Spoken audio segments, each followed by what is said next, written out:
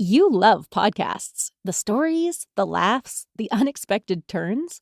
But when this episode ends, the silence starts. Not anymore. Audiobooks.com turns that silence into your next great adventure. With over 450,000 titles, from bestsellers to hidden gems, your love for listening just found its new best friend. And because you already know the joy of audio, we're giving you 3 free audiobooks to start your journey. Imagine your favorite podcast, now with unlimited episodes. That's audiobooks.com. Keep the story going. Sign up for your free trial at audiobooks.com/podcastfree today. Because for podcast lovers like you, the end of an episode is just the beginning. That's audiobooks.com/podcastfree. All right. Before we get started today, as always, I want to thank all the listeners, everyone who's liked, subscribed, shared the podcast with people. If you haven't done that yet and you're a listener, please spread the word. Tell friends, repost messages, copy the link to the show and send it out to people. Keep this show going and growing. Big extra double duty shout out to the Patreon subscribers. And those are people who will help financially support the show. And if you are interested in checking out the Patreon, go to patreon.com/bigtruth. And there's 4 different levels there of patronage, and they all come with their own exclusive benefits and things like that. Now, if you live in Massachusetts, and you happen to be in the unfortunate situation where you find yourself in a motorcycle-related accident, you need to check out the law offices of Jeffrey Glassman. He's an injury lawyer that specializes in motorcycle injury law, right? Now, this is just for Massachusetts people, so, if you're not from Massachusetts, keep listening because this is going to be over in like 20 seconds, but I don't know if you knew this, but, even if something happened to you a couple years ago, you have up to 3 years to kind of pursue this. So if some motherfucker cut you off or broadsided you or rear-ended you at a stoplight, you're at a red light, and someone comes up behind because they're texting and not paying attention, shovel a bagel in their mouth, reading the newspaper, whatever the hell they're doing, playing on their phone, texting, whatever, and they smash into you, let them know what's up. You got to get Glassman in this situation. So what you do, give him a call over at, and this is the easiest number ever to remember, 617-777-7777. So all you got to remember is 617, all sevens, 617-777-77777. Or visit jeffreysglassman.com. So it's they'll do a free and confidential consultation. Even if you already got a lawyer and you feel like they ain't doing a good job, hit up Glassman. You got to get Glassman. All right. Now, say you're sitting in your apartment or your house or your garage or your shop or your work, your cubicle, your garage, your tattoo shop, whatever it is, and you notice a hole in the wall. There's a gaping hole that you need to fill with artwork. There's just like a big blank little area. Or say you went full idiot and tried to fight inanimate objects and got mad and punched a hole in the wall, and you don't feel like, going through all the work of like patching up the hole and then repainting and whatnot. You need to check out Tattoo Flash Collective because they are a supplier and purveyor of artwork. Tattoo-inspired artwork. Obviously, they sell Tattoo Flash, so if you're a tattoo shop, you want to get some Tattoo Flash. Tattoo Flash also makes good art. But they also have posters and prints and books, and these posters and prints are in all kinds of sizes. So check them out, tattooflashcollective.com, or Instagram at Tattoo Flash Collective, right? That's all you got to do.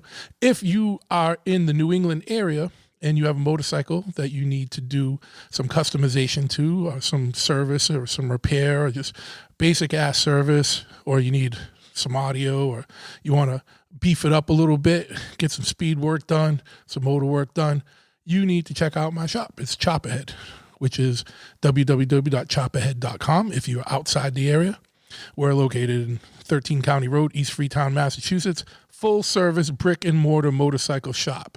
So if you need parts, you need swag, you give us a call, or you come in, you want a helmet.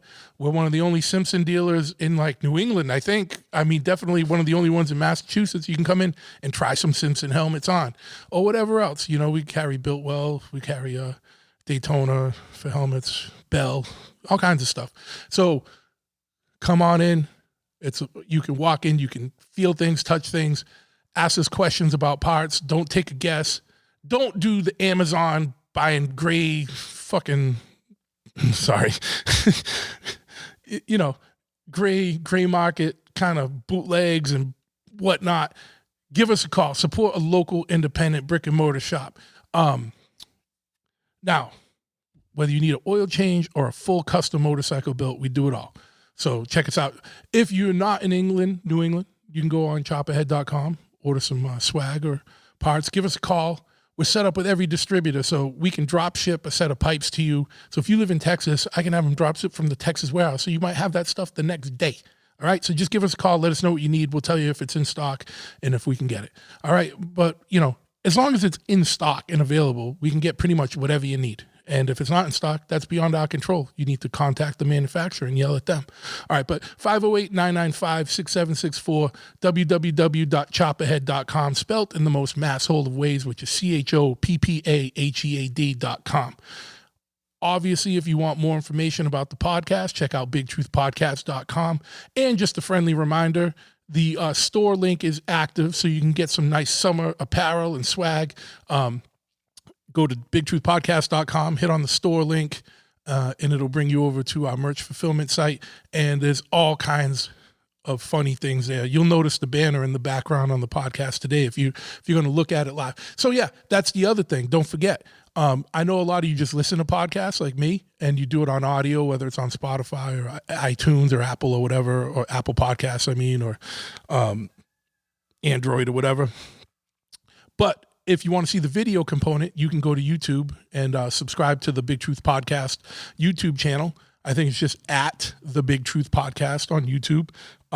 Subscribe there. We're trying to get membership up because I only started doing videos a couple episodes ago. So, but you can check out the video there. Now, full disclaimer on the episode today, we were having some technical glitches. I think it's because we were talking about weird shit, and we're in the Bridgewater Triangle. So, supernatural forces were trying to mess with us. I'm just kidding. It was just a glitch. We were getting glitches. We were getting some delays and some glitches, and my guest dropped off, but a couple times. But we made it through, and it's a very interesting episode. So keep it locked and listen right now.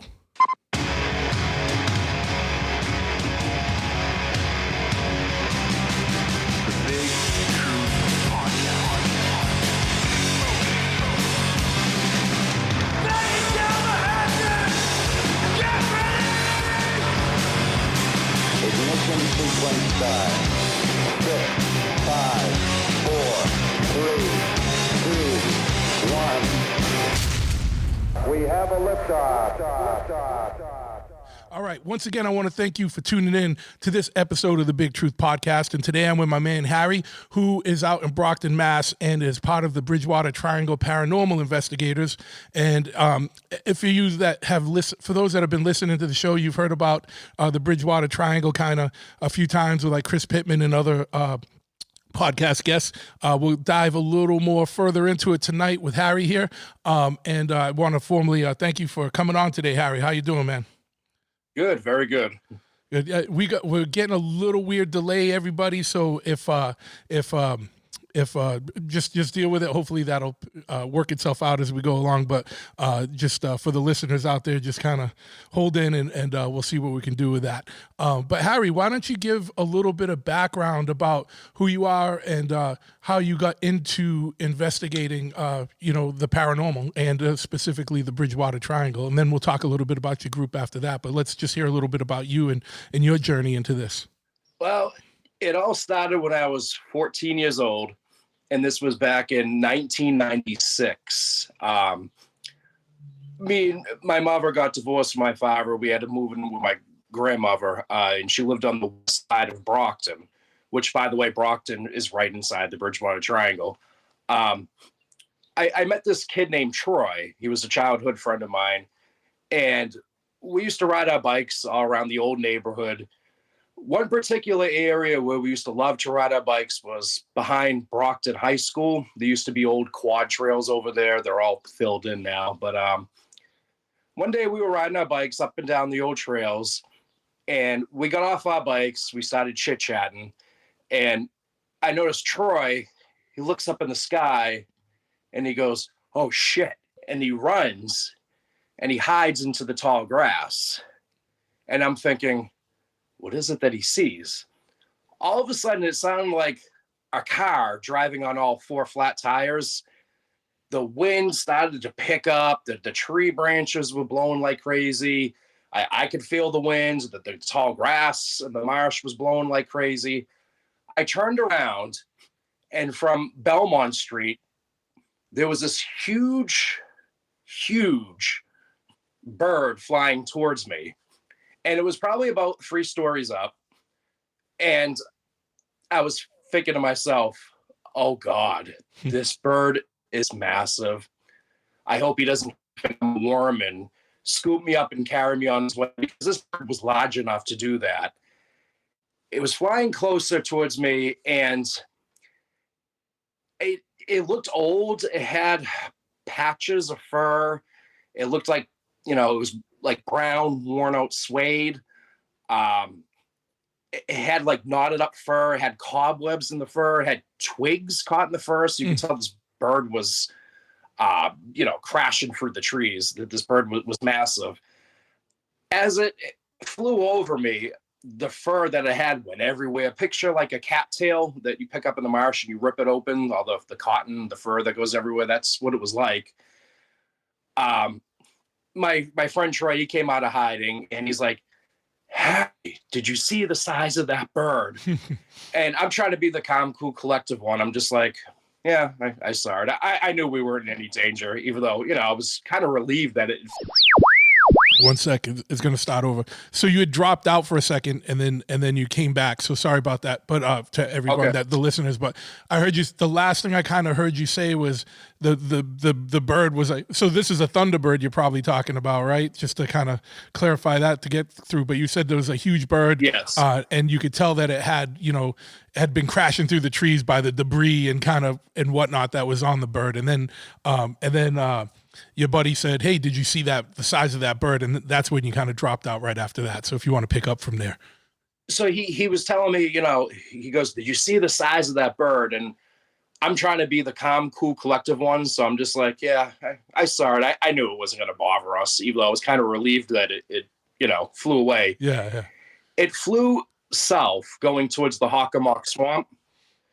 And the term Hockomock means place birds dwell. It was a native burial ground.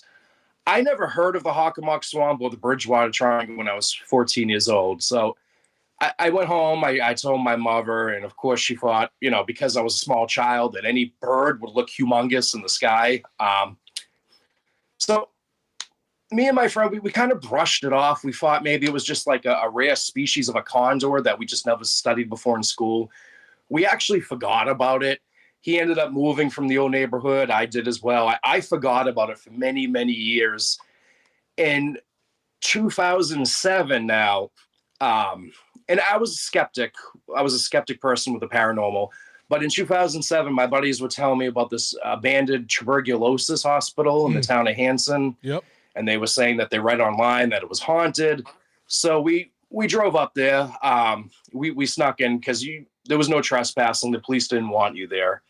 And while we were there, we heard what sounded like kids laughing and crying at the same time. And children did pass away in this hospital. So we were walking around aimlessly. And I said, let's just get out of here. There's nothing really going on. And my buddy Seneca, who's one of the investigators, he said, "Let's walk around one more time. Something is telling me to walk around one more time." So I'm like, all right. So we walked around again.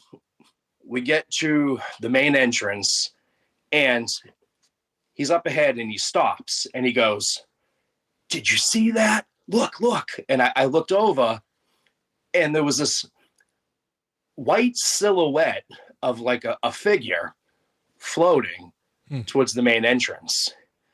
So my buddy looks at me and he goes, "Oh shit, it's a ghost." And we ran. And I don't even think we were really scared. We were just excited that we saw a ghost. I know I was, because I was kind of skeptic. So I was amped up that I saw something. We actually got back to the car. We debriefed about it.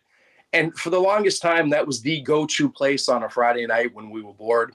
Mm. So 2 years later, I was telling a friend of mine, Portia, about, this ghostly sighting. And she said, Harry, that's because you live in the Bridgewater Triangle.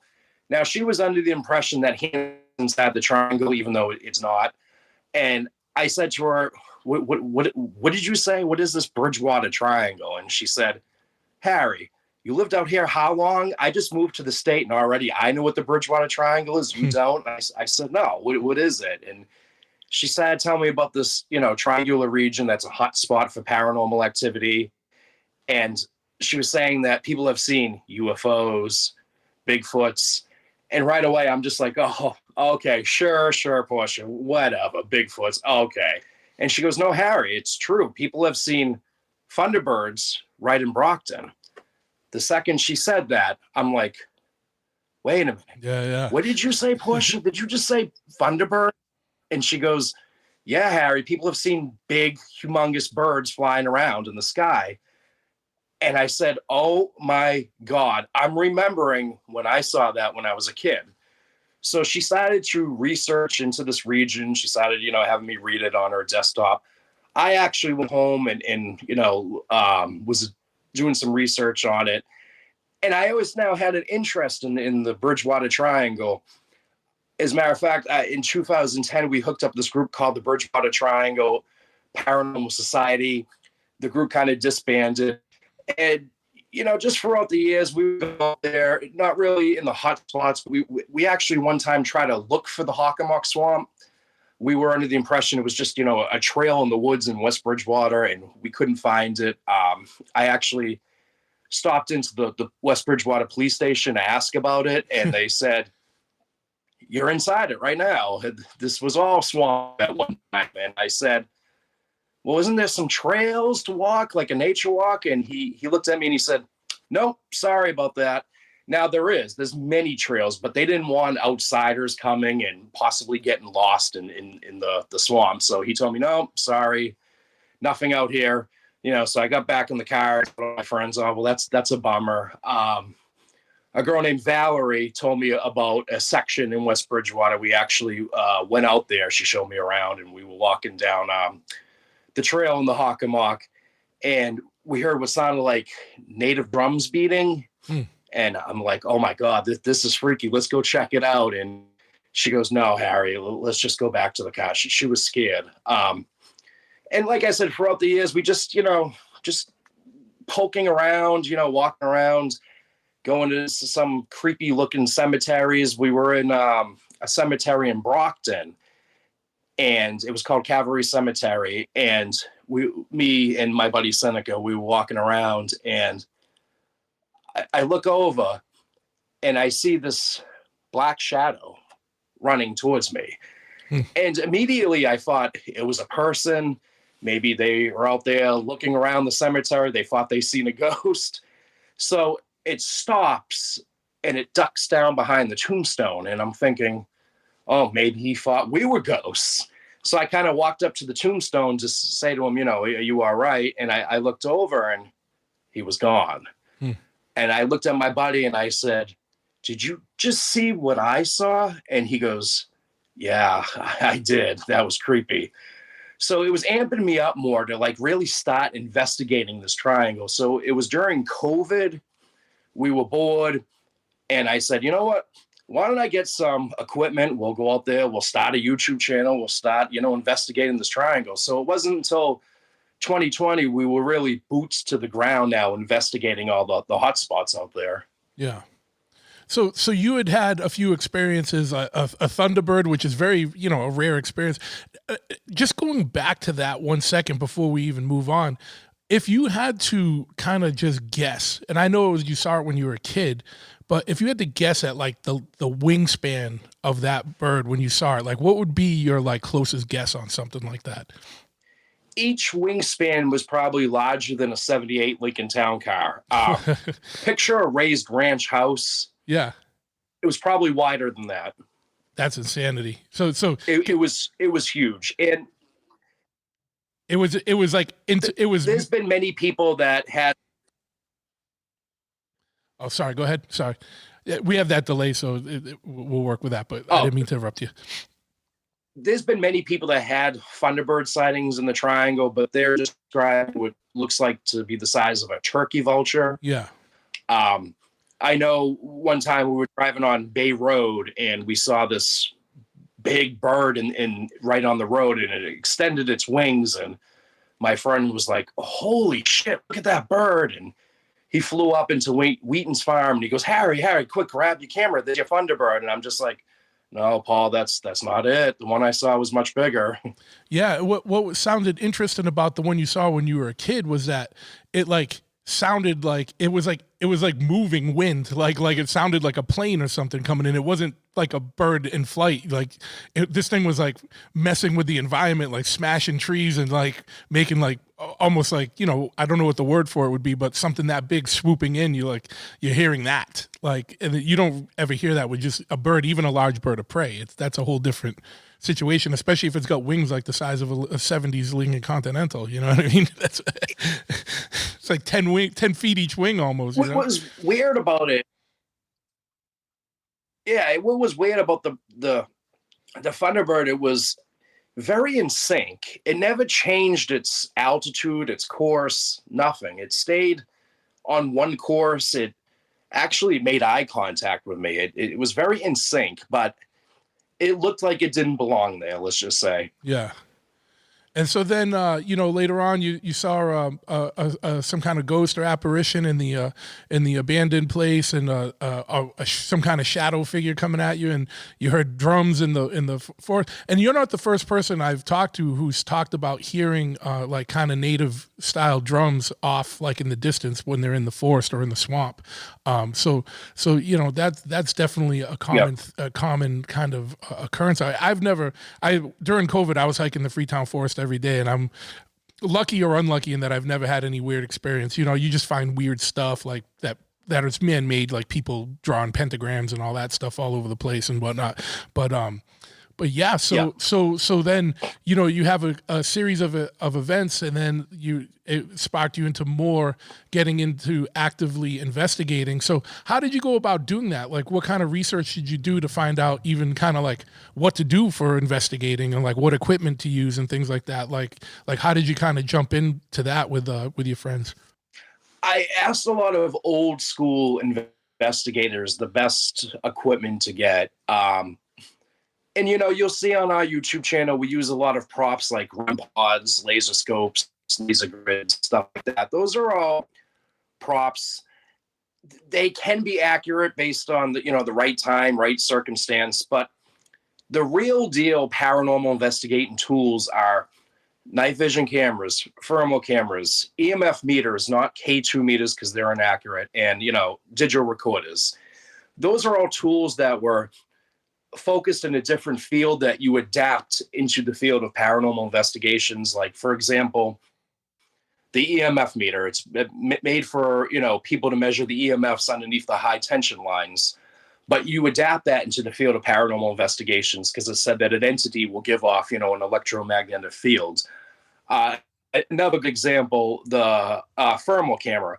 Us HVAC guys would use that back in the day to record, cold spots in people's homes. And that would help us to decide if, they had a draft before we just go jack up their floor to run, new ductwork to add in a register, or we would use it in the summertime and record hot spots. And that would help us to decide if the customer needs, a larger AC unit with more BTUs. Same thing with like a spirit box. That's a channel sweeper, but we adapt it into this field to use as a spirit box because it sweeps through AM and FM both at the same time, but in different direction to pick up below 0 dB. So all the tools that are my go-to tools are, instruments that are in a different field that you adapt into this field. So yeah. Upon talking to like old school investigators, they advised me that these are the best types of equipment to use. Okay. And so how did you go about investigating it, and what kind of investigations do you guys do? Are you doing it more just in the forest or abandoned places? Or are you going into people's homes if they call you for an investigation? Like what kind of things are you guys investigating, and what are you looking for? Are you just, and when I say that, I'm trying to ask you big questions because we have that delay so I can let you kind of run with it, but feel free. And then, but I know there's so many different phenomena in the triangle. Like there's the Thunderbirds, there's Bigfoots or Puckwudgies, or there's all kinds of stuff there. So tell me a little bit more about what you and spirits and things like that. But what are you guys actively investigating, and like where are you primarily investigating? We started off small, just inside the Bridgewater Triangle. I was in contact with some people, so they, by word of mouth, they told me about the hot spots. As of probably 2 years ago, we kind of expanded outside the triangle. We went as far as Winchendon, and then we went to Penhurst Asylum in Pennsylvania. So we stick with the Bridgewater Triangle. It's our home base, but we like to extend outside the triangle because we actually believe the triangle is much bigger than what Lauren Coleman actually coined it to be in 1983. I've noticed that the triangle probably goes all the way up as far as Salem, Okay. all the way down to Rhode Island, all the way across to Cape Cod. And we do investigate people's homes. A lot of people have came to us and said, my house is haunted. Can you come down, do an investigation? I've been asked this before. Why don't we ever try to get rid of the spirits that are in the house? And they never ask us to do that. It's usually they love the haunting that's in their house. They want the spirit to be there. They just want answers to who it is or why it's there. I never been asked really to get rid of it. Or just confirmation. But yeah, that we've done investigations inside the triangle. What was that? Oh, I said, or just they want to know why it's there or who it is, or just confirmation that there is something there, so they don't feel crazy. Maybe. Yes. Yeah. So we've done investigations in the triangle. We are expanding outside. We have. I actually love to do private investigations for people in their homes because there's a little bit more truth to their hauntings versus like, you go into these other haunted locations, these paid events like Peter Oliver House. Not saying it's not haunted, but there's been so many other investigators there that said, well, I came up with this, or I came up with that. Now you're just chasing with their evidence. And that really stems away from the focus of the main hauntings that go on at these locations. So I love to do private investigations for people in their homes, and it's free of charge. We don't charge as long as we can get some great footage and put it on YouTube, and usually they're excited for that. Sure. And so are you guys primarily focusing on spirit type stuff, or do you go after or investigate any like cryptid sightings? We have tried to look for the Sasquatch out where Joseph DeAndroid had his encounter. Not really any luck. A lot of that stuff happened in the 70s. Yeah. A lot of it now, you don't hear any more really reports on these cryptids. I noticed. To me, I think because there's newer homes being built inside the Hockomock Swamp that this positive energy is kind of sandwiching over the negative energy. So you don't really hear of these cryptids anymore.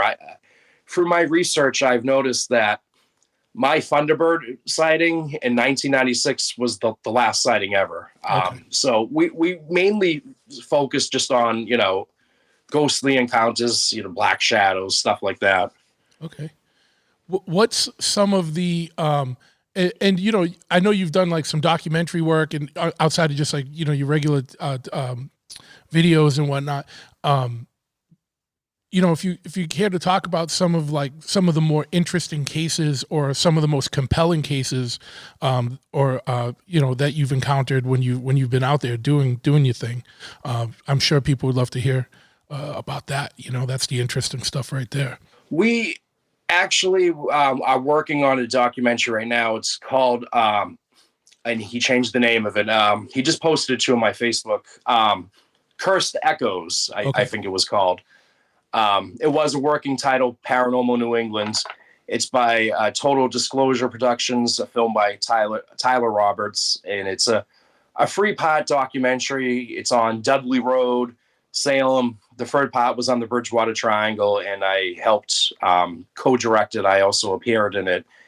He wanted to make it a little bit more unique than my straight to YouTube documentary or the original 2013 documentary, because the original documentary in 2013 was based on, this is what the triangle is, here are the hot spots, this is what goes on.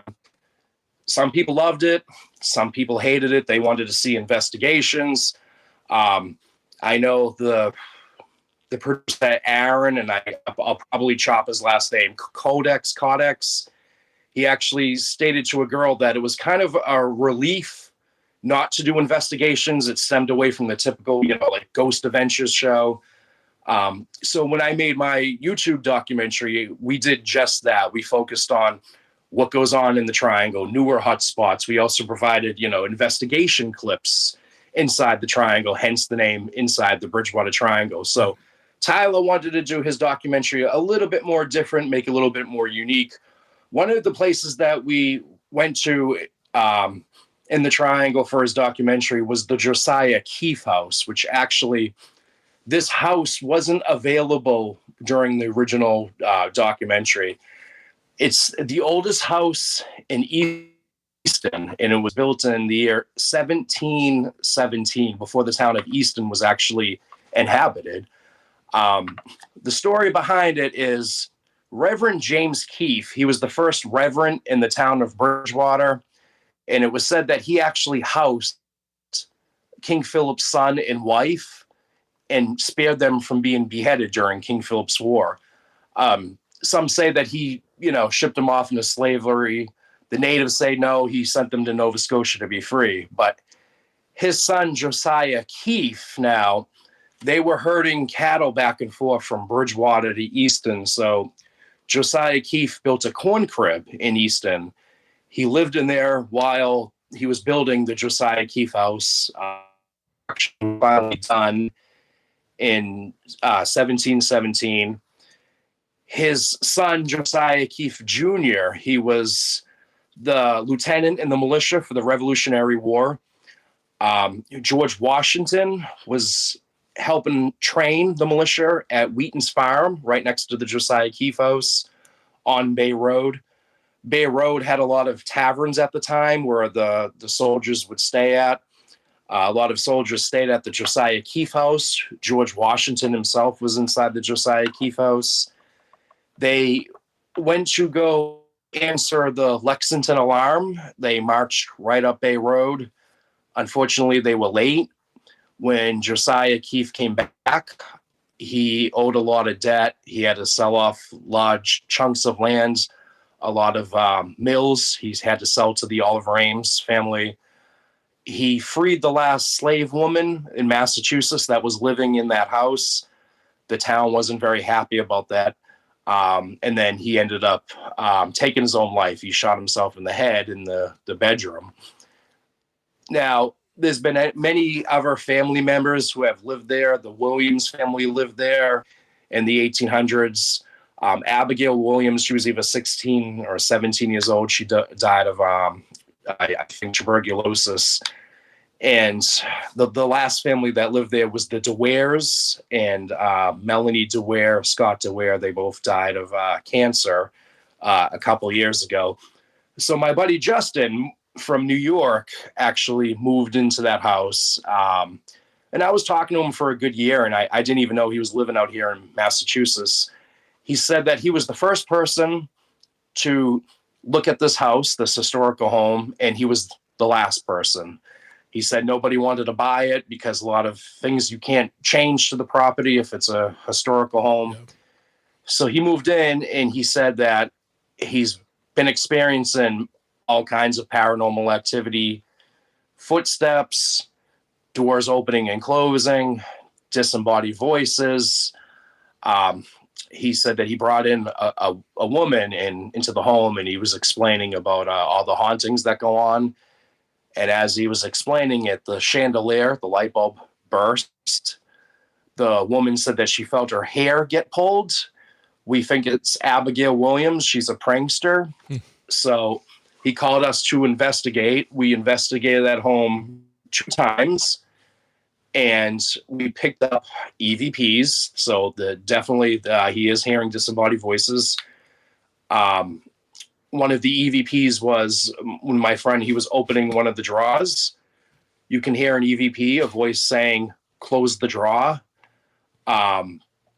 We were trying to make contact with Josiah Keefe, and the EMF meter kept going off. We asked, can you confirm it's you? The EMF meter went off again. We have a spirit box. One of the investigators was saying, "Who am I speaking with?" And a male's voice came out of the spirit box that said, "Josiah." And that's such a rare, old-fashioned name that you don't hear anymore. Oh, yeah. We also heard footsteps. The first time we were there, the hat went flying off the couch. Unfortunately, we weren't recording. We were debriefing. We all looked at each other like, "Did you just see what I saw?" So I quickly turned on the camera. The second time we were there, I put the hat on the couch and I said, "Can you pull the prank? Can you knock the hat off the couch?" And we picked up an EVP of someone saying, "Funny." While we were investigating, we heard a lot of noise in the corn crib. When we went outside, the noise stopped. When we were in the den, Justin said, "I hear commotion going on in the living room." I went to go check it out. Something knocked the umbrella off the hutch. I think they were trying to create a distraction. They didn't want me going into the living room. Why, I don't know.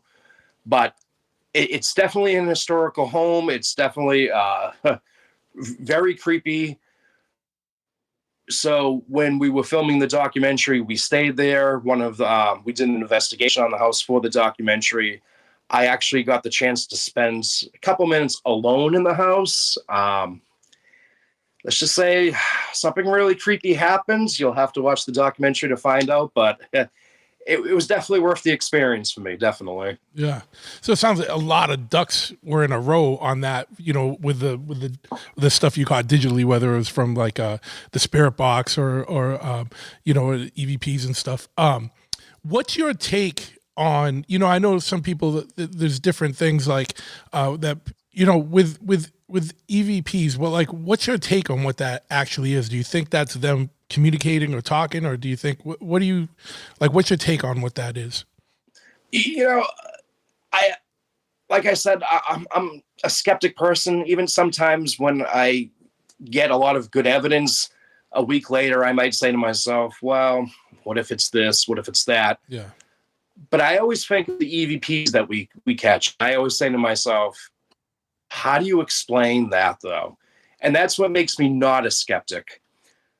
I don't know. I think it's definitely a voice from the beyond, but I can't explain it. It's it's a mystery. Did you see anything there? I mean, other than like the hat flying and stuff, but did you see any like form or apparition or anything in the house, or did anyone report seeing that that's lived there? We didn't see anything visual, no. But we did get some great stuff in the documentary. Sure. It's definitely worth checking out. It will be available in October, actually. Okay. And I'll put a link to your YouTube page and everything so people can check out your past work in the show notes so they don't have to remember it. But we'll get all that information from you later where people can find all your stuff, and it'll be in the show notes as well. Any other kind of investigations that you've done that have stood out or yielded like any kind of crazy results or crazy experiences for you or your team? I'm sorry, I couldn't hear you. Were breaking up. You froze. Okay, sorry. I was saying... Oh, we lost you again. Hold on, let me pause. Okay, no, what I was asking before we had the glitch was any other kind of standout or investigations that you've done that have yielded some like crazy or unexplainable or remarkable kind of results or occurrences for you and your team as you've been doing this for a few years now. Like any other standout ones for you?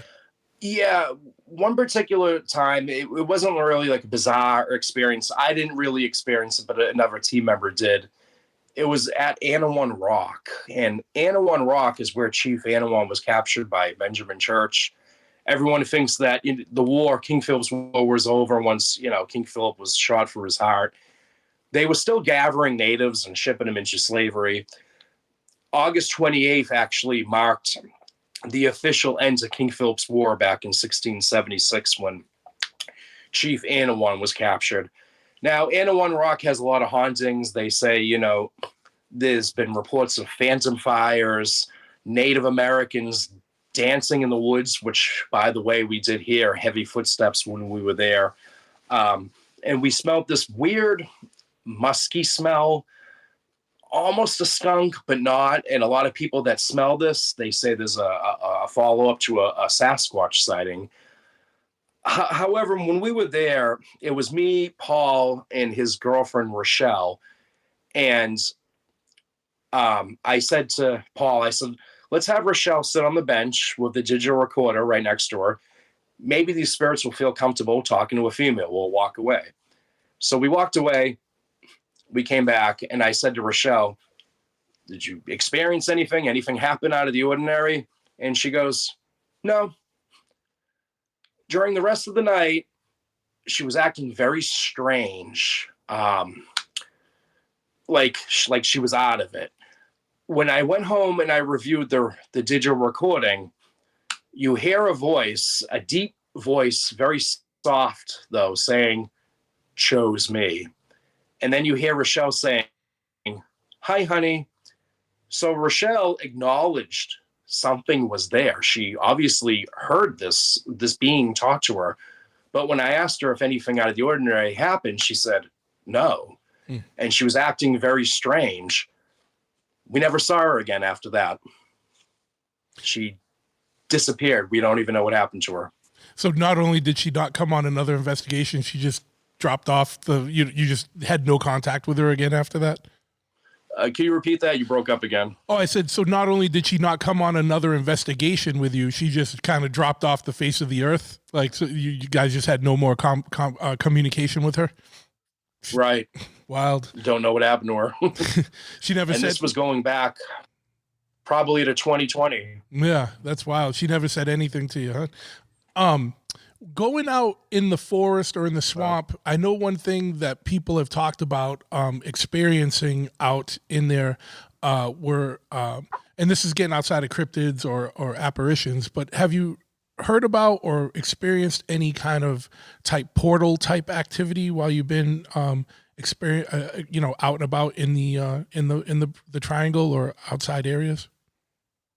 Or is that something you're involved in or not? No, I never got to experience it, but I've talked to somebody that claims that they were driving on Route 24 and they usually take the right lane after they pass under the West Street Bridge to prepare to turn onto the 106 exit. He said he was driving. He went under the bridge. He looked back. The bridge was gone. There was no 106 exit. And he instantly found himself in Bridgewater going by the 104 exit, which is like, I think, 4 miles down the highway. So definitely, vortexes or portals that are lingering inside the triangle where people have claimed to time slip. Yeah, it's interesting. Cool. I know we're getting a lot of glitches and stuff, so I think this has wet the whistle for a lot of people, and we'll get them going over to your YouTube page and checking things out. Anything else before we wrap up today? Any other, interesting or standout stories or experiences? I probably have a ton of them. I don't know how much time you have, though, but we have a lot of them. You can check out a lot of my videos on the YouTube page, the Bridgewater Triangle Paranormal Investigators. Unfortunately, a lot of them are set to private. We're experiencing some problems with a scammer that's hitting videos with content ID claiming the music to be, his material. I'm actually discussing it with a YouTube team member right now. We're working on getting that fixed, but the videos will be public once again if they want to head over there and subscribe and check them out. Okay. Any other social media where people could find information about you?